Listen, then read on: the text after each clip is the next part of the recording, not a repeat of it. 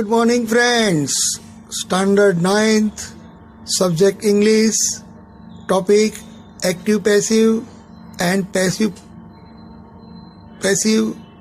to active. તો આપણે ગયા લેક્ચરમાં જોયું હતું કે કઈ રીતે એક્ટિવનું પેસિવ થાય. હજી આપણે 5 વાક્ય દ્વારા પ્રેક્ટિસ કરીશું અને જ્ઞાન તાજું કરી લઈશું. એટલે સૌથી પહેલાં તો નિયમ તમારે યાદ રાખવાના છે. પહેલો નિયમ છે, વાક્યમાં કર્તા, ક્રિયાપદ અને કર્મ શોધી કાઢો. બીજો નિયમ છે, કર્તાને સ્થાને કર્મ અને કર્મને સ્થાને બાય વત્તા કર્તા મૂકો. ત્રીજું, જે તે ક્રિયાપદનું પેસિવ રૂપ મૂકો અને આ રીતે બનતું વાક્ય પેસિવ બને છે. તો ક્રિયાપદ જોવાથી આપણને શું મળે, ખ્યાલ આવે છે કે કયા કાળનું વાક્ય છે એ આપણને ખ્યાલ આવે છે. The new coach trained the cricket team. નવા કોચે ક્રિકેટ ટીમને તાલીમ આપી. સિમ્પલ પાસ્ટ ટેન્સ છે. ન્યૂ કોચ જે છે એ કર્તા છે, ટ્રેન્ડ જે છે એ ક્રિયાપદ છે અને ધ ક્રિકેટ ટીમ જે છે એ કર્મ છે. The cricket team was trained by the new coach. કયું કાળનું વાક્ય છે? Simple past tense. We must observe traffic rules. તો અહીં તમે જુઓ, વી વાક્યમાં કરતા છે, મસ્ટ ઓબ્ઝર્વ ક્રિયાપદ છે અને ટ્રાફિક રૂલ્સ કર્મ છે. આપણે ટ્રાફિક રૂલ્સને અનુસરવા જ જોઈએ. તો પહેલાં આપણે શું લઈશું? કર્મ લઈશું. Traffic rules must be observed. Traffic rules must be observed by us. Traffic rules must be observed by us. એ જ રીતે જુઓ, કેન દર્શન મીટ ધ ડોક્ટર નાઉ. અહીંયા આ વાક્ય પ્રશ્નાર્થ છે, પણ આપણે સૌથી પહેલાં કર્તા, ક્રિયાપદ અને કર્મ શોધી કાઢો. તો દર્શન શું છે? કર્તા. કેન મીટ શું છે? ક્રિયાપદ. ધ ડોક્ટર શું છે? કર્મ. અને નાવ શું છે? સમય દર્શક શબ્દ. તો એને આપણે કોઈ ફેરફાર કરવાનો નથી. વાક્ય પ્રશ્નાર્થ છે તો કર્તાની જગ્યાએ કર્મ મૂકો. Can the doctor be met. Can the doctor be met by Darshan now. તો આ રીતે પ્રશ્નાર્થ વાક્ય પ્રશ્નાર્થ રહે છે તે આ પ્રમાણે વાક્ય બને છે. The electrician will repair the line tomorrow. Electrician આવતીકાલે આ લાઈન મરામત કરશે, રિપેરિંગ કરશે. તો ઇલેક્ટ્રિશિયન શું છે? કર્તા. વિલ રિપેર શું છે? ક્રિયાપદ. ધ લાઈન શું છે? કર્મ. અને ટુમોરો જે છે સમયદર્શક શબ્દ. તો વિલ રિપેર બતાવે છે કે વાક્ય સિમ્પલ ફ્યુચર ટેન્સનું છે. તો હવે the line will be repaired. The line will be repaired by the electrician tomorrow. The line will be repaired by the electrician by tomorrow. ટુમોરોનું ટુમોરો રહીશું આપણે. The line will be repaired by the electrician tomorrow. Tomorrow છેલ્લે જ મૂકવાનું છે આપણે. એ જ રીતે Mihir wrote a letter last week. તો રોડ જે છે એ રાઇટનું ભૂતકાળ છે. તો કર્તા મિહિર, રોટ ક્રિયાપદ અને એ લેટર કર્મ. જો a letter was return by Mihir last week. A letter was return by Mihir last week. હવે જ રીતે 11મું વાક્ય જુઓ. Sonu has sung the song well. Has sung. ચલો કોઈ કહેશે મને આ કયા કાળનું વાક્ય છે?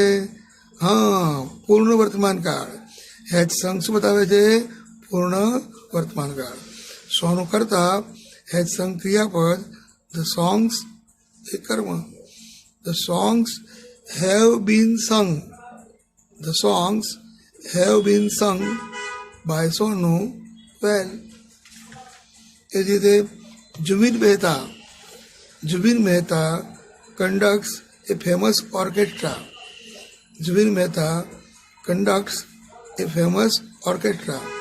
તો અહીંયા જુબિન મહેતા છે એ કર્તા છે, conducts એ ક્રિયાપદ છે, અને ફેમસ ઓર્કેસ્ટ્રા બરાબર એ કર્મ છે. એ ફેમસ ઓર્કેસ્ટ્રા બરાબર is conducted by Zubin Mehta. A famous orchestra is conducted by Zubin Mehta. Friends, હવે આપણે શું કરીશું? ઊંધી પ્રક્રિયા કરીશું.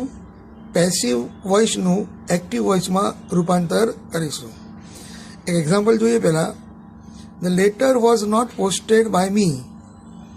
તો જે પ્રકારે નિયમ બદલતા આપણે કર્તાને સ્થાને કર્મ, કર્મને સ્થાને કર્તા, ઊંધી પ્રક્રિયા કરવાની કે કર્મને સ્થાને પાછો કર્તા આવી જાય. તો બાય મી છે એનું શું થઈ જાય? આઈ. હવે નોટ છે તો વોઝ નોટ પોસ્ટેડ છે તો ડીડ નોટ પોસ્ટ, અને ધ લેટર પોતાના સ્થાને આવી જશે, ધ લેટર કર્મના સ્થાને. કે આ રીતે આપેલા વાક્યનું પેસિવનું એક્ટિવ બન્યું. Trees should not be cut by us. અહીંયા બાય અસ છે બરાબર, એટલે એમાં જે આપણે કર્તા મૂકીએ અસનું કર્તા વિભક્તિ શું થાય? વી. તો we should not cut the trees. We should not cut the tree. એ જ રીતે બીજું વાક્ય જુઓ. The door was opened by the servant. અને ડોર છે એ કર્મ છે, વોઝ ઓપન એ ક્રિયાપદ છે, બાય સર્વન્ટ જે છે એ કર્તા છે. તો પેસિવનું એક્ટિવ કરતી વખતે સર્વન્ટ પહેલાં આવી જશે. તો સર્વન્ટ, હવે વોઝ ઓપનનું એક્ટિવ રૂપ શું આવશે? Opened. The servant opened the door. પછી food was prepared by Mrs Sharma. તો મિસિસ શર્મા પ્રિપેર્ડ ફૂડ. આ શું થયું? સિમ્પલ પાસ્ટ ટેન્સનું પેસિવનું એક્ટિવ થયું. The teacher must be respected by them. By ધેમનું શું કરવાનું? ધે. તો they must respect the teachers. They must respect the teachers. એ જ રીતે that bag can be carried by me. તો બાય મીનું શું આવશે? કરતા આઈ. I can carry, CARRY, I can carry that bag. એ જ રીતે a scholarship was granted to Anuj by the school. તો વોઝ ગ્રાન્ટેડ એટલે વાક્ય સિમ્પલ પાસ્ટ ટેન્સમાં છે. અહીંયા બાય સ્કૂલ છે એટલે કરતા સ્કૂલ થઈ જશે. તો school granted a scholarship to Anuj. એ બરાબર, ફરી એકવાર. The school granted a scholarship to Anuj.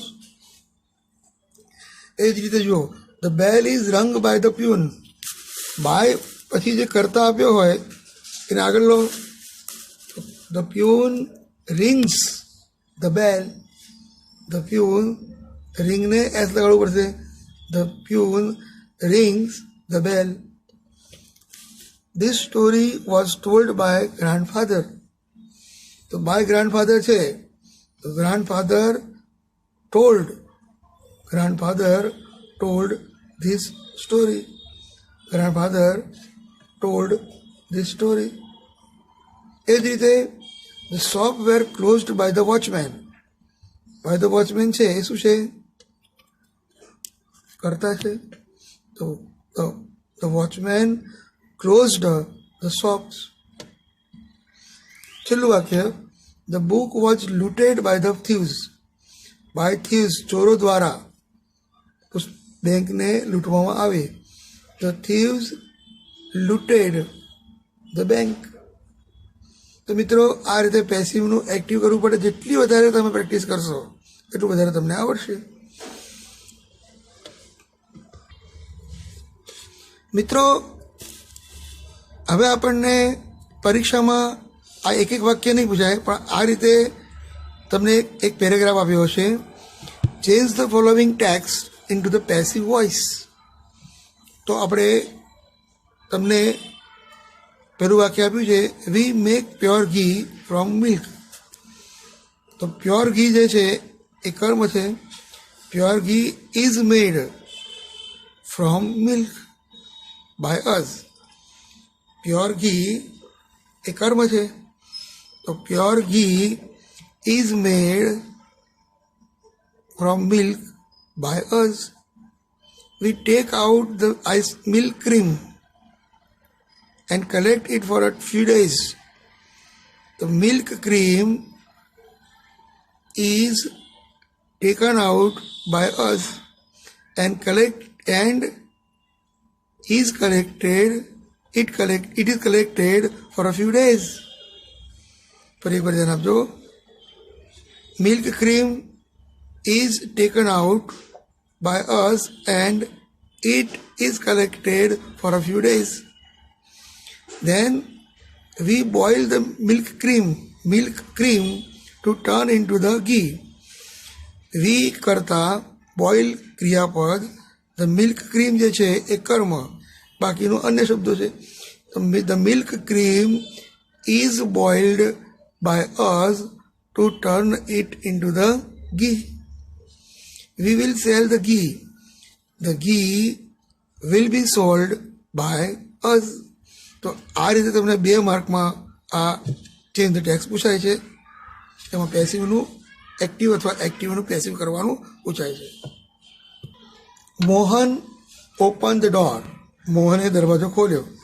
The door was opened by Mohan. The watchman gave him the key. The key was given him by the watchman. The keys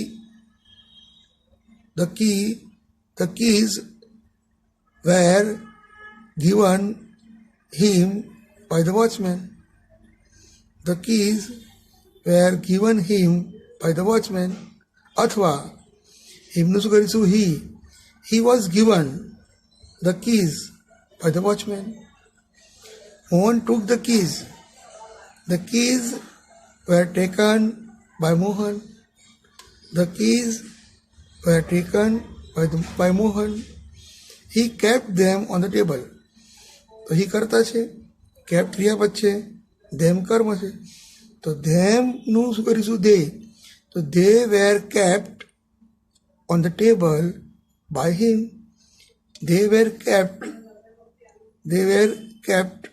on the table by him. તો મિત્રો આ રીતે આપણે active અને પેસિવનો અભ્યાસ કર્યો. તમારે simple present tense, simple past tense, simple future tense, perfect past tense, perfect present tense આટલા જ ટેન્સનો અભ્યાસ અત્યારે કરવાનો છે.